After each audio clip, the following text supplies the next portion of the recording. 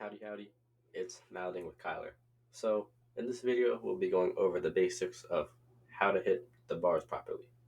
So, we kind of just want to focus on, creating the best sound that we can. So, jumping into it, we want to think about, before we play, how can we set ourselves up to be in the best situation possible? Our resting position. So, with that, we want to pick up our mounts and have it ready.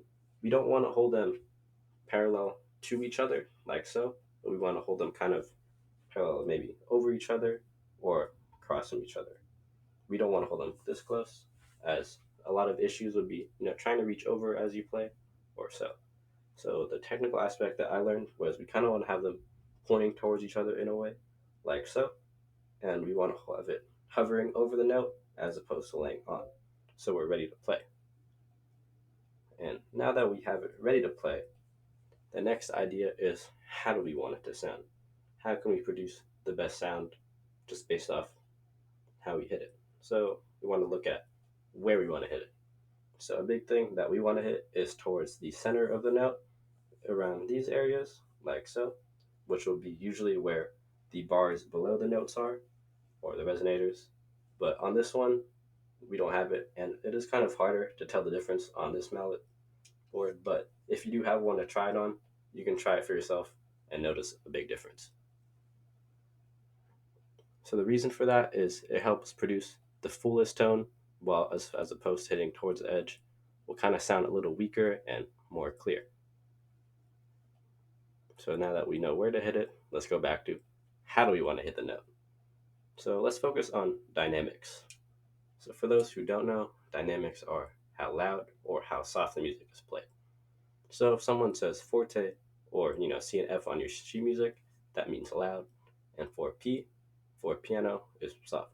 So let's say forte, you might want to hit something louder like, or piano, something quieter, like so.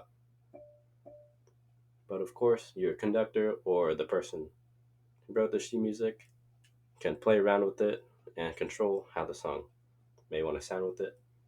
So moving on from that, let's make sure we're relaxed as we play.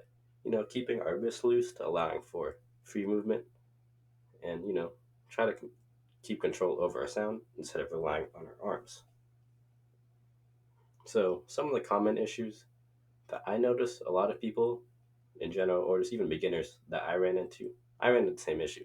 So like, resting your mounts on the bars before you play, like I mentioned earlier, or, something big is pressing down on the bars after you hit it.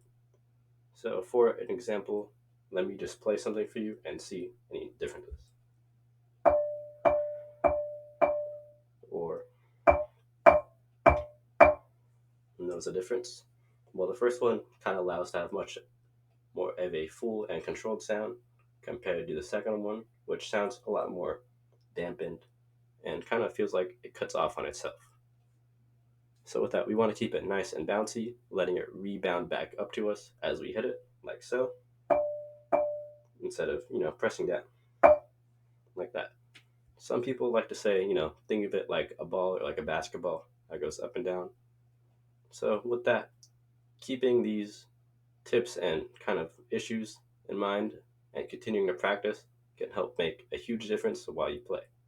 So I hope this helped. Thank you for watching. Make sure to not chew gum in class.